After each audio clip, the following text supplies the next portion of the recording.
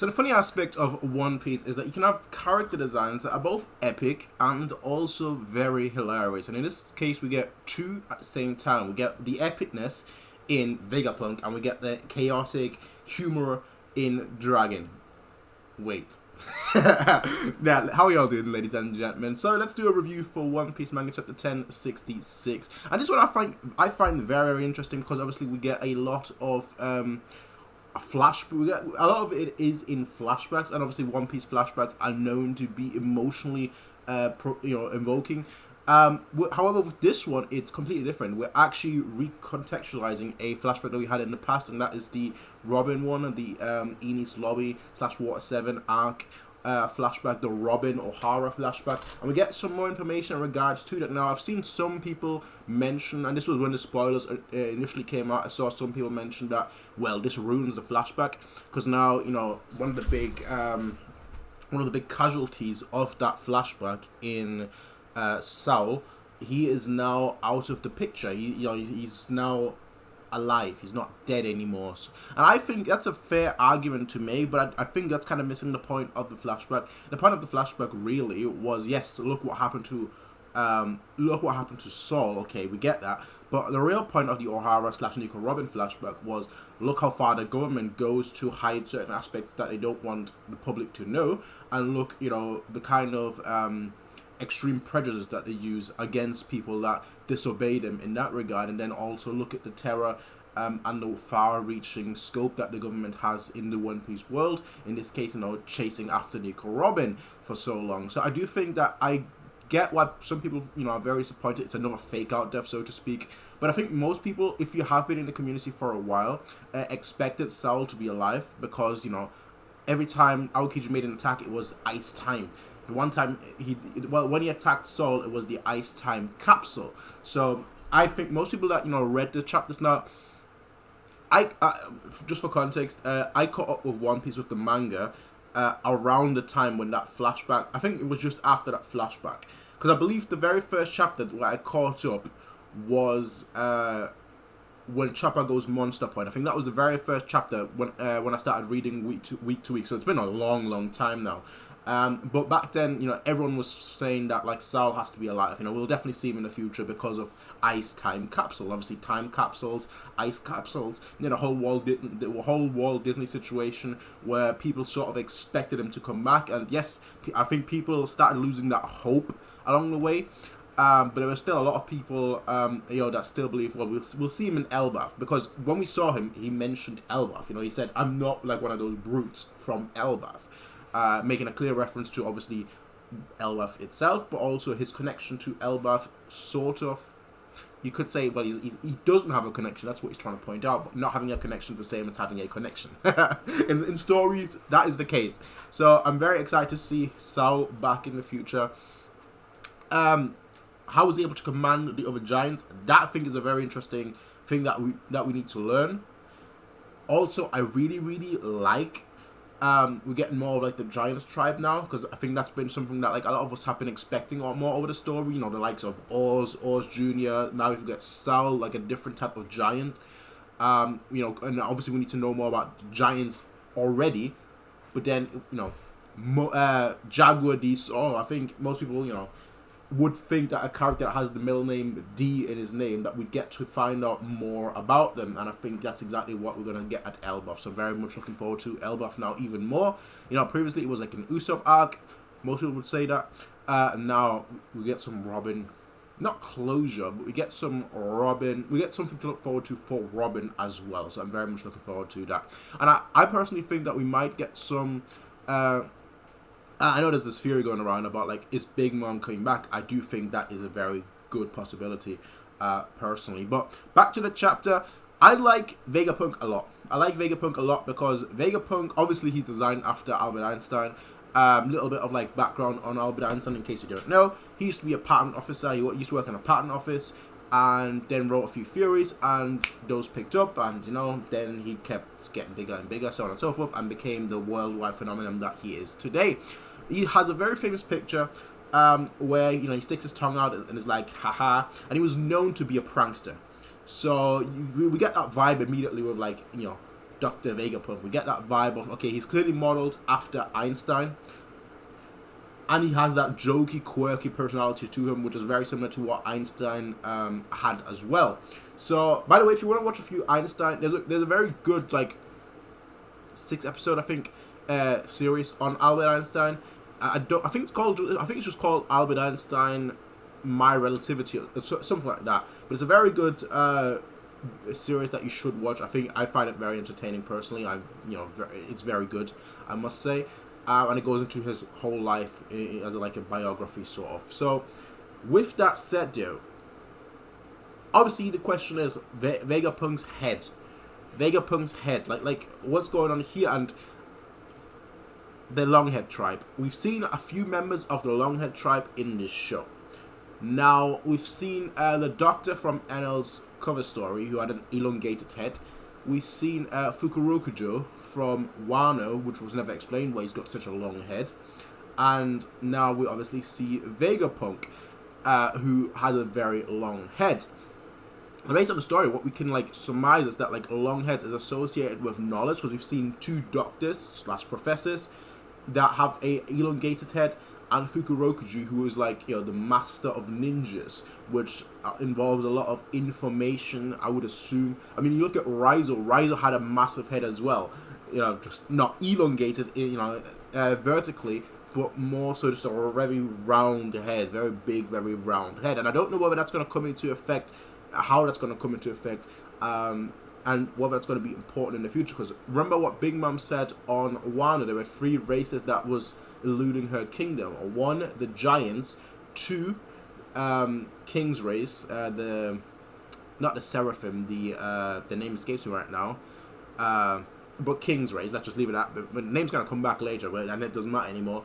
And we always speculate on who the 3rd one could be. Some people suggested it could be like the alternate Giants race, aka like the likes of Oz or Junior, so on and so forth. Obviously, there is a talk about maybe Kaido's race, because he refers himself as an Oni, and he refers to Yamato as an Oni, maybe.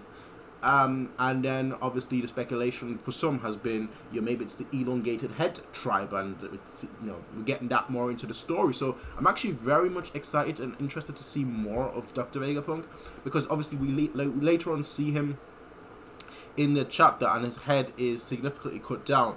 And I think that might have to do with the fact that, I guess I'll speculate a little bit, but there are 2 possibilities in my mind. One is that, he has to give up a part of his, like, brain or so to, like, each member of his people that he created. The robots, the androids, we don't actually know exactly, but to his clones, for lack of better words. So they each have to have a piece of him. That could be a possibility. Or 2, I think that his brain itself might be in like Mother Brain from Metroid, from the Metroid games. Like his brain might be in like a case, and everything, the original Dr. Vegapunk and all the clones are being controlled by that brain. So like ultimate control, that's controlling the real Dr. Vegapunk. So the real, quote unquote, the real Dr. Vegapunk, as well as the clones of him, if that makes sense. But again, I think we're just speculating here a little bit why his head got smaller, but I think most people would guess that it has to do with the clones, so that's very interesting. Now, we also see Dragon, and Dragon is a character that I personally am the most excited, out of all the characters in the show, out of every single character in the show, Dragon is the one I want to see the most. Blackbeard, Akainu, I think if you've seen some of my videos in the past, granted I don't make videos that often, I'll be honest, but if you've seen some of my videos in the past, you'll know that Akainu and Blackbeard are 2 of my favorite characters, if not my favorite characters in the show. And right behind him is like Luffy. And then there's like a bunch of characters that I just want to see. They might not necessarily be my favorites, but they're just a bunch of characters that I personally want to see. Those are the likes of Shanks, those are the likes of more Blackbeard. I want to see, the 5 Elders, Emu, that whole thing that's going on. I want to see Loki as well from the Giants race. I've always found that very, very interesting, because they just threw a name in there, and we know that we're in the final saga. So why is a name just being thrown in a hat? Why was Prince Loki mentioned during like by name? Why was he mentioned during Whole Cake Island? I want to know more. I want to see more. Then obviously Rock's another character that a lot of people want to see as well. For me, most predominantly, I want to see more of Dragon because I think he has the most interesting story to tell, and I found it very interesting that he didn't have the face tattoo in the past, but he had it as like a sleeve, like a sleeve. So I do find that very interesting because to me, it almost indicates that there was a rebel army, a freedom army, before he became the leader. So I don't think he established it necessarily. I think he's more like an officer, and then kind of grew into that role. Now again, that's just me theorizing, and it could be completely off here. But that's kind of a thought that came to my mind personally. Now, again, Dragon of all characters is the character that I want to learn most. I feel like he's had his hand in the story. Well, he has had his hand in the story since chapter 100. When he appeared, saving Luffy, so on and so forth. So to me, it's this thing of like, we have a lot of characters that have been built up from the beginning of the story that we've gradually gotten more and more.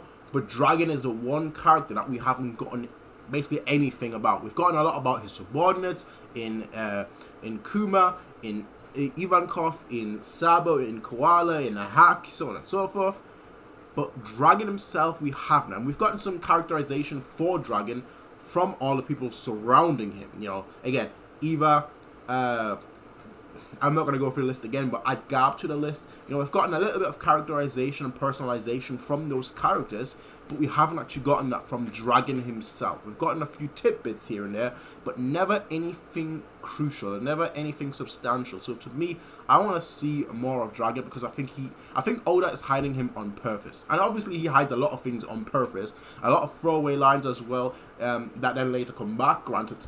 But like with Dragon, he is being purposefully coy. He's just hiding him in plain sight. We see him constantly, but he doesn't do anything. We see him constantly, but he doesn't interact. He just says 2 words, 3 words. Oh, we need to do that. Oh, summon the revolutionary leaders. Oh, do this. And that's it. That's it. And we don't see anything anymore. So, to me, I think he's gonna be the.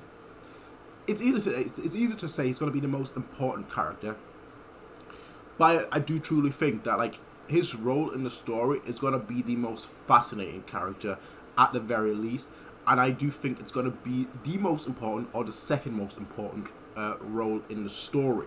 And I know that's crazy to say that so late on in the story, because you naturally say, well, Luffy is the most important character in the story, and the character that progresses the story the most. But I do truly feel that, like, even though it is so late, I think that Dragon will be the most important player above everyone else, above Blackbeard, above the Seraphim, above Akainu, above Emu, above everyone. I do think that Dragon, because he's been in the story the longest of all the characters that we don't know anything about. So they say Shanks, but I think we know enough about Shanks. We don't know everything, but we know significantly more about Shanks than we do about Dragon. I think that Dragon is going to be dropping some bombshells on us. I truly do think so. Now, a few little tidbits here and there just to end this review. 1, Saul is most likely the man marked by flames, which means that we might get a reunion with Kid in Elbaf, like a Kid, Luffy, Saul meetup, I guess, and we might actually get to a point where like Kid will actually like try and fight off Luffy, because you saw that a little bit towards the end of Wano, but that obviously went nowhere. So I don't know whether that's actually gonna like if that's gonna be a part in the story. 2, Law. We haven't gotten back to Law and his fight. I do think he's gonna not die, but I do think he's gonna be critically wounded. He's gonna escape. His crew's gonna. That's just my headcanon. I know headcanons. Ooh, but like that's my head. Because the thing about Law is, he needs to die, and I don't mean that in like, oh, I hate him, but like he needs to die. His whole immortality, giving his immortality thing, it needs to play a role in the story. Otherwise, there is no point bringing that up, unless like we meet, for example, Emu, who is immortal. But even then, I do think there's two possibilities with Law. He needs to die, or he needs to be the key for the end game if Emu is immortal. Like, so let's say only someone that has the OP on me can get rid of the immortality performed on someone else. You know, maybe that's the key. But like beyond that, really, like, I think Law needs to die, and I don't want him to like perform the immortality surgery on Luffy. I personally hope he would like do it on like Beppo, just like, oh, I'm about to die, Beppo, you're my best pal, my best friend, or Sachi, you're my best pal, my best friend, and it makes them immortal or something. I don't know, but we'll see how Law pans out. I do find it very suspicious that we don't get anything about him anymore. Just when Blackbeard was about to, you know, take initiative. So bad signs for Law. I thought that originally, because I don't think Law, Blackbeard can't lose, and he's taken too many hits to his status as like a final villain that I can't see him like lose or back off. So for me, it's a case of he needs to win this, which obviously is very, very bad for Law. Now, third point. It's a minor point, I guess you could say.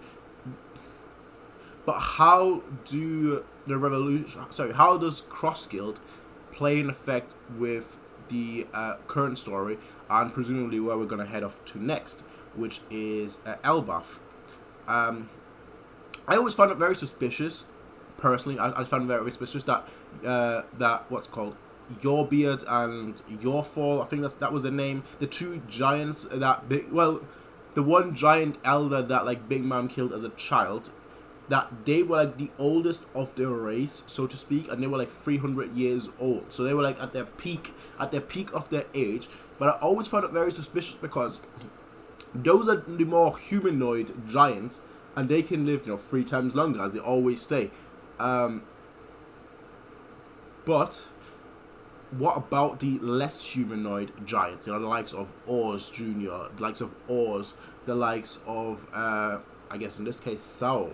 What about those? Like, how much longer can they live? Like, do they have an enhanced lifespan? We don't know, but I do find it very suspicious. That's why, personally, I think, with now Saul commanding, so to speak, the giants to, like, gather all the books, I think that Loki might actually be, you know, a giant in the vein of Oz, in the vein of Oz Jr., in like that kind of race. And I do think that those might be able to like live for several hundred years. And I think that's how you could tie the story and Loki to the story, because they would have the knowledge of like the Void Century, so to speak, because those giants can live, you know, for 1,000 years. They can live 10 times longer than the average human, rather than just 3 times longer, if that makes sense. So I do find it very interesting. A lot of theories are swirling around in my head, but overall, I very much liked the chapter. It was a very, very good chapter, personally. I do want to say this as well. I find it very strange that like it feels like we're rushing it, but we're not. But CP0 is arriving, and I feel like Vegapunk is expecting his death, as we saw with Shaka's and Dragon's discussion. But if Vegapunk is expecting his death, why is he not doing anything about it? Like, why is he not doing anything about it? Because there are multiple things that he could do. Seraphim, they could protect him. He created them. I'm sure, like, they're not under control of the government. They're under his control. 2. Hey, Luffy. Hi. Could you help me out? I'm about to be killed. I'm a friend of your father's. And you know what? If you have any questions, I'll answer them. Just please help me out. And then 3, you obviously have Zoro and Brook that were left behind on the ship, as well as Caribou. Obviously, Caribou being a big factor. We don't know what's up with him, but I guess we will see. Overall, though, very much enjoyed this chapter. Very much looking forward to seeing what happens next. I do think we're definitely going to learn about the Void Century finally. Woo, baby! We're definitely going to learn about the Void Century here. Not to, like, the full extent, because obviously I think that's going to be a thing that Robin will have to learn by reading all the poneglyphs and going to Raftail. And yeah, for me, it's just a case of, let's see. Let's see what's next. Let's see what's next. Let's see the goodness that Dr. Vegapunk, because obviously Oda once famously said in his SPS, like, once a certain doctor, aka Vegapunk, is revealed in the story, that we would learn all about the nature of devil fruit. So I know the theories are going crazy. Oh, devil fruit, treasure tree Adam, treasure tree Eve, you know, where they create on the moon people, the moon folk. Is Enel coming back into the story? I mean, I think it's now more likely than ever, if I'm being completely honest, with all the automata on the moon. But hey, with that said, and I think with like the balloon terminal being so close to the new world, or being in the new world, and we obviously saw the balloons that held up the balloon terminal being the same balloons that the automata had when they went up to the moon. I'm just saying. I'm just saying. All right, I'm just saying. I think this arc. I haven't talked about this arc at all, so I think this arc is gonna be big for Sanji. I think we've had the Robin moment, and I think we're gonna get a lot for Sanji because of the whole Mads situation.